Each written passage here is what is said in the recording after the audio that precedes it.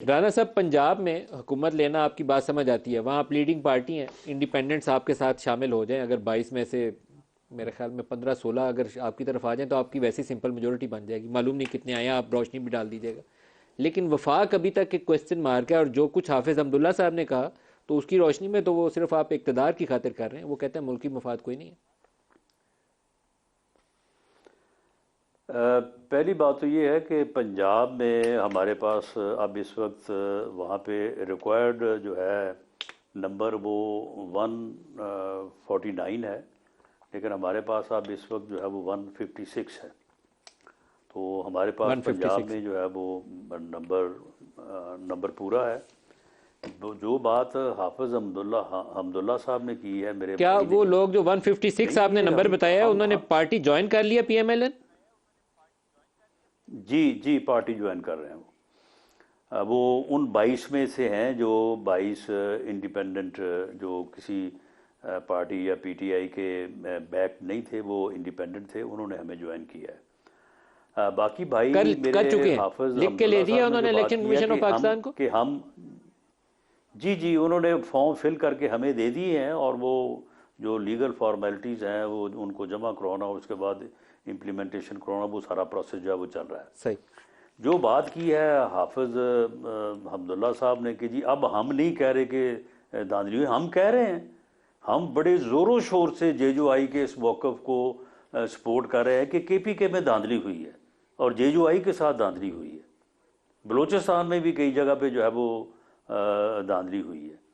पंजाब में भी जो है वो हमें शिकायत है बाद जगहों के ऊपर के वहाँ पे जो है वो हमारे लोगों के साथ जो है वो ज़्यादती हुई है। बाकी जो शुएब शाहीन साहब बात कर रहे हैं ना कि वो ये डाकू और वो डाकू, दरअसल मामला ये है कि वो जो डाकू था ना 2018 में, उस डाकू ने ये किया, उसने पोलिंग एजेंटों को ही निकाल दिया, यानी वोटिंग की जो काउंटिंग है ना उससे ही उन्होंने बाहर कर दिया। तो इसलिए फिर जो है वो उस वक्त हमारे पास फिर कोई ऐसा सबूत नहीं था जैसे सबूत ये जिनकी ये बात कर रहे हैं।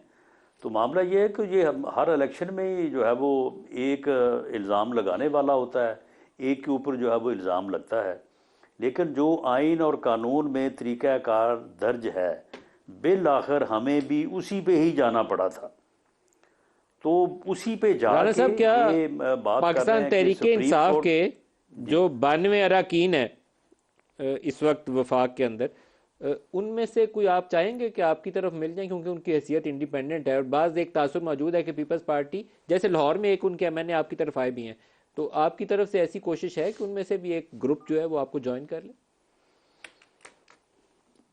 उसमें मेरी इतला ये है कि उनमें से कुछ लोग जो है वो पहले मरहले में इंडिपेंडेंट रहना चाहते हैं, और उसके बाद जो है वो फिर उनका क्या इरादा होगा इस बारे में मैं नहीं कह सकता।